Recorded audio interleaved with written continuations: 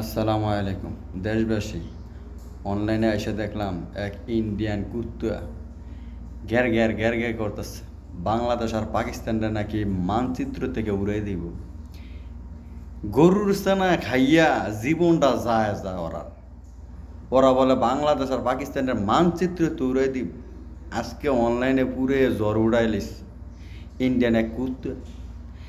আরে এই কুত্তা তুই না চিনলে আয় শুধু বর্ডারে, বেশি দূরে লাগবে না তো।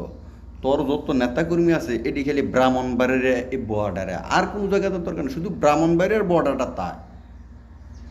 তোরা কলজাটা লইয়া আর ইন্ডিয়াতে যাইতাতি না, যায় কইছো তুই ইন্ডিয়ার ভিতরেই কইছো। ব্রাহ্মণবাড়িয়ার ডিস্ট্রিক্টটা আছে না, এটার বর্ডারে তোরা দাঁড়াইতাতি না। আর তোরা যে সিল্লাস বাংলাদেশ আর ভারত বাংলাদেশ আর পাকিস্তানের মানচিত্র তুলে দিবি, তো কুত্তায় আছে না, কুত্তা তার এরিয়ার ভিতরে গ্যার গ্যার করে, এরিয়ার বাইরে যাইয়া গ্যার গ্যার করতে না।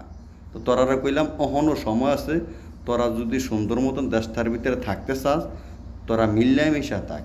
আর নাইলে আছে না, তোরার দেশের যে পরিস্থিতি তোরা ওই দিয়ে তো সম্মান দিতে পারতি না, আর তোরা বাংলাদেশ আর পাকিস্তানের মানচিত্রতে উড়াই দিবি।